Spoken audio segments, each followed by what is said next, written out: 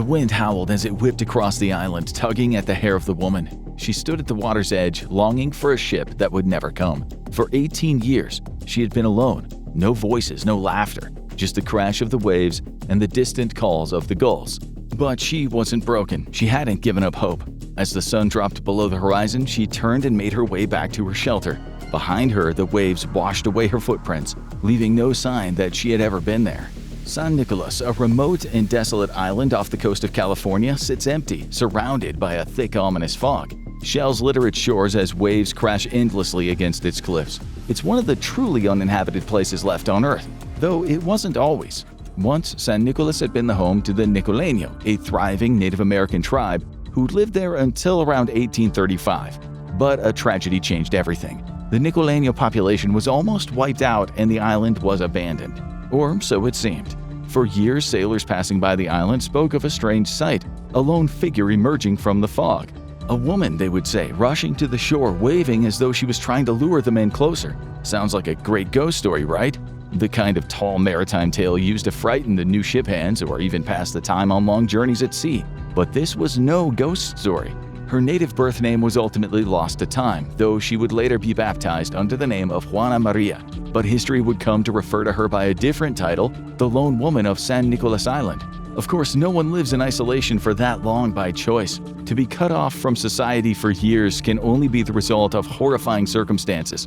What had happened on San Nicolas to leave Juana Maria stranded alone for nearly 2 decades? And while she had managed to survive all those years, how did her eventual rescue lead to something even worse?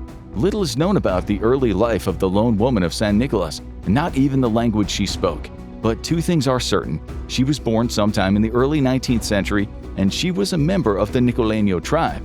The exact history of the Nicoleno isn't extensively recorded, but they are thought to have inhabited the island of San Nicolas for at least 10,000 years. During that time, the Nicoleno thrived, building numerous settlements across the island, an impressive feat for a landmass of just 14,500 acres. The Nicoleno were skilled seafarers, building canoes to travel and trade with neighboring tribes like the Gabrielinos and the Chumash. For the most part, the Nicoleno had everything they needed to survive.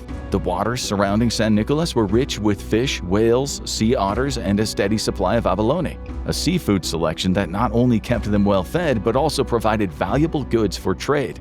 But this abundance wouldn't go unnoticed forever. Around this time, Aleut hunters from Alaska arrived on the island, not for food but for something more valuable: pelts. Sea otter fur was so prized by traders that it had even had its own nickname, soft gold. The Aleuts had planned to hunt as many sea otters as they could before returning home with the precious cargo. And it was that plentiful resource that led to an encounter between these hunters and the Nicoleno tribe, one that would ultimately change the trajectory of Juana Maria's life. In 1814, 30 fearsome Aleuts, native Alaskan hunters, arrived on San Nicolas Island aboard the brig vessel Ilmenia, or Lydia, under orders from the Russian-American Company, a corporation built to expand colonization. The hunters weren't just passing through, they planned to stay. Over the next year, they decimated the sea otter population, killing them for their fur. But even worse was the treatment they subjected the Nicoleno tribe to. The hunters were brutal, especially towards the women, assaulting many and murdering Nicoleno tribesmen who had tried to protect them. Understandably outraged, the Nicoleno fought back, engaging in a series of sneak attacks against the Russian-American Company's men, some of which escalated into full-on battles. But sadly, when the dust settled, the Nicoleno had suffered the same fate as the sea otters. Their numbers had been devastated. Though the Aleuts eventually left San Nicolas, they weren't done.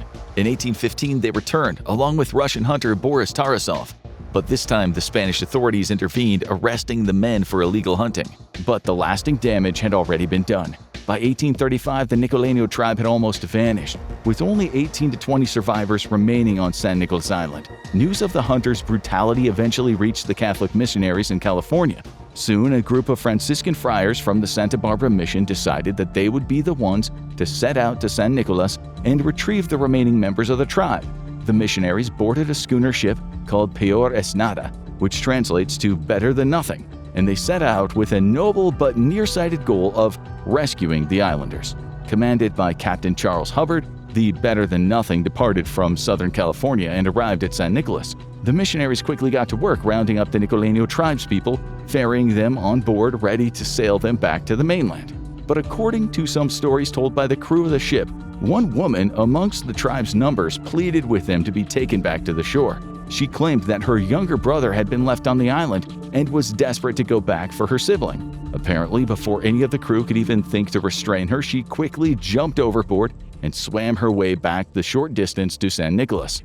Other accounts tell a different story. When Hubbard and his crew arrived to evacuate the last Nicoleno, the woman was nowhere to be found. With the storm quickly approaching, the crew rushed to get the others on board, fearing the ship would be wrecked against the rocks.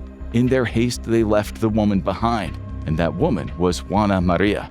And so, the lone woman of San Nicolas Island was abandoned while her fellow tribes members were taken away to the mainland. The rest of the Nicolenos would later disperse amongst different Catholic missions when they reached the mainland. As far as any records would indicate, almost all of them died soon after. That left only one of their tribe in the whole world, stranded on an island all by herself.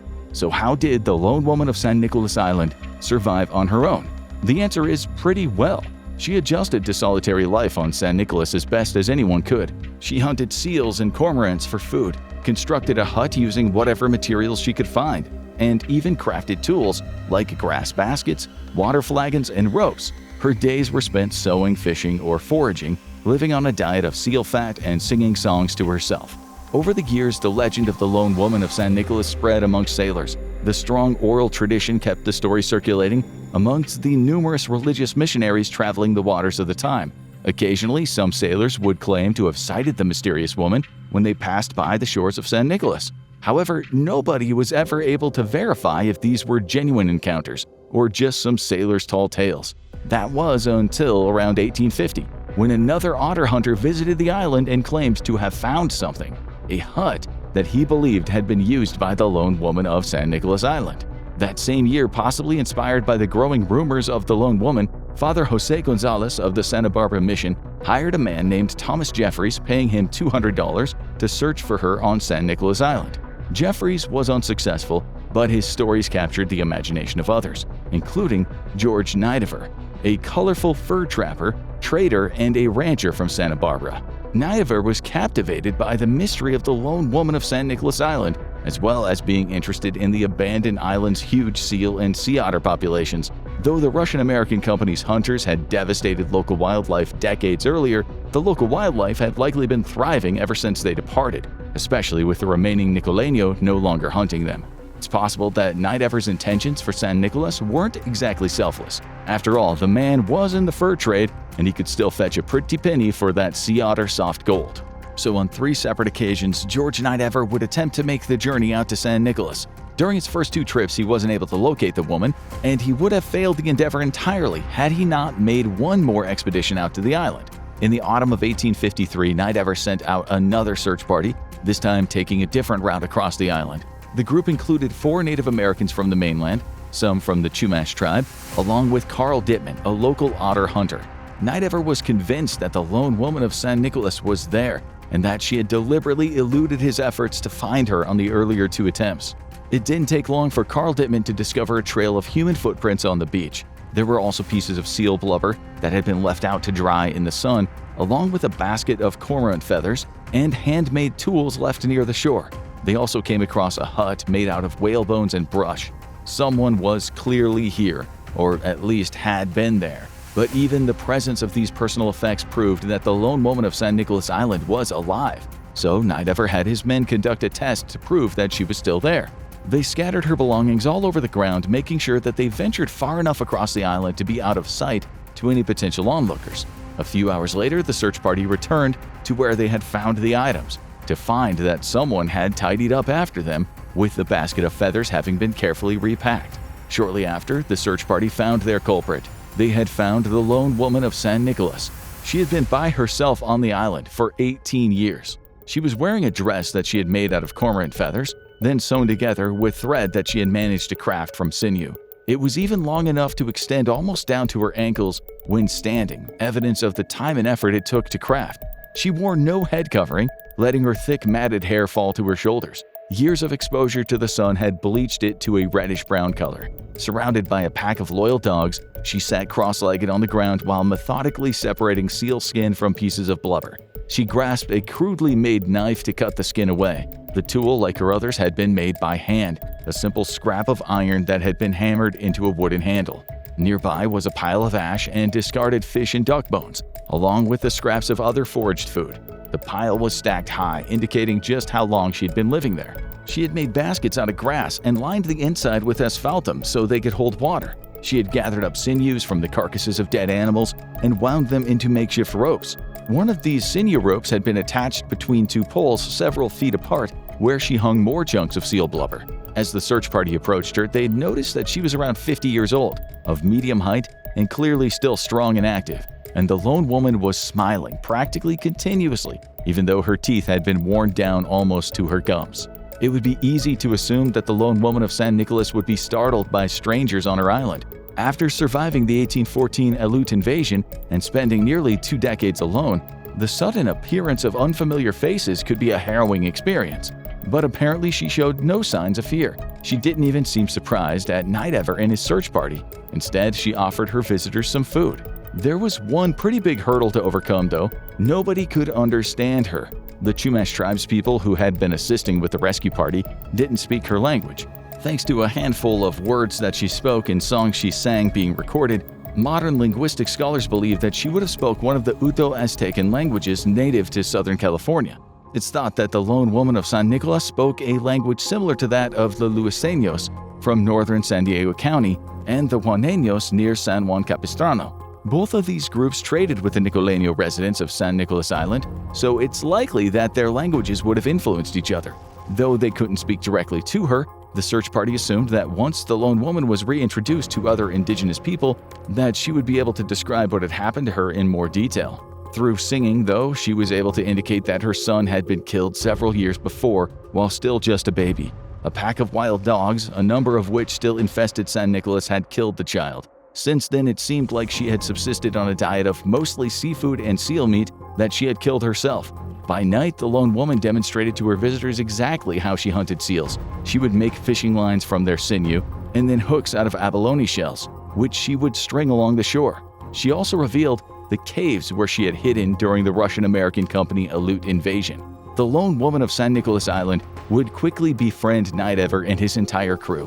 While they were unable to understand her real name, they took to calling her Better Than Nothing, in reference to the missionary ship that she had supposedly jumped from 18 years earlier.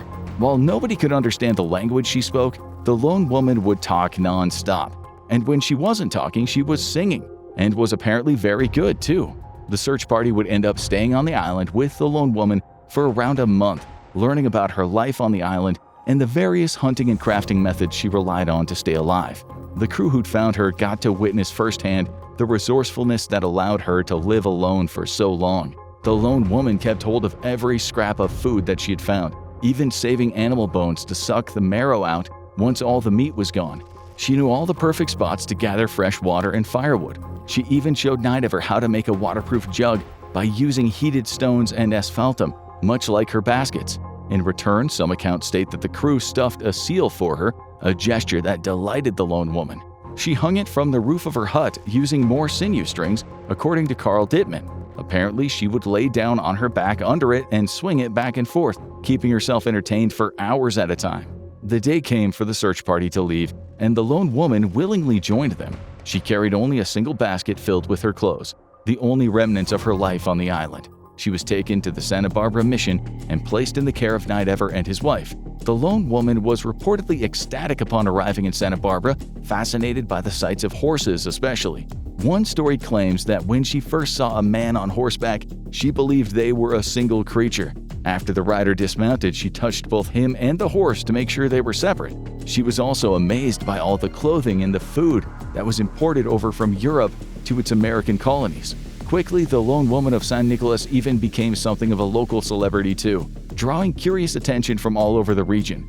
Residents from across Santa Barbara, as well as from even further away, would venture out to see her, something that pleased her immensely. She was given a number of gifts by her visitors, which she would never accept and pass them on to Nidever's children. During this time, it's been suggested that George Nidever was given an offer by a circus sideshow who wanted to display the lone woman, but fortunately he turned them away. It seemed that after spending so many years by herself, the lone woman was happy to be around other human beings again. However, none of her fellow Nicoleno tribespeople were still alive, meaning that no one was able to understand her.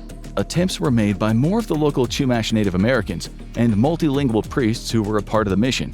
At one point, they even sent for a group of Tongva, indigenous people from the Los Angeles basin who had formerly lived on Santa Catalina Island, to see if they'd be able to interpret her speech, but they were also unsuccessful. However, there do exist accounts of Fernando Quetzalcoatl Librado, a Chumash elder, making an attempt to translate the words of a song sung by the lone woman of San Nicolas Island. He recited the words from memory to a man, a Cruzeño Indian who spoke one of the extinct Chumashan languages. As far as the pair of them could tell, the lone woman had been singing, "I live contented because I can see the day when I want to get out of this island." But the accuracy of this translation is questionable at best, if not an outright guess. Little else was ever recorded about her language aside from a wax cylinder recording of the song sung by Liberado and captured by anthropologist John Peabody Harrington. As happy as she was to no longer be isolated, sadly, the lone woman of San Nicolas wouldn't get to enjoy it for long. After about 7 weeks on the mainland, she contracted dysentery and died in Gary, California. The illness was blamed on overindulging on the rich food now available to her. Night Ever himself claimed that she had been fond of corn, vegetables, and fresh fruit, and that after so many years of having fewer nutrients, this food was ultimately what killed her. On her deathbed, the lone woman of San Nicolas was baptized by the Catholic faith under the Spanish name of Juana Maria. She was buried in an unmarked grave on the Night Ever family plot within the Santa Barbara Mission Cemetery. No one will ever truly know what the lone woman endured during those 18 years, but her story is one of remarkable resilience, the courage to stay behind with her brother, and the resourcefulness to survive alone for nearly 2 decades. What do you think about the lone woman's incredible story? Do you believe she stayed behind by choice, or was she left behind by accident? And what do you think her life was really like during those 18 years? Let us know in the comments. Now go check out how one man survived 133 days lost at sea on a life raft, or click this video instead.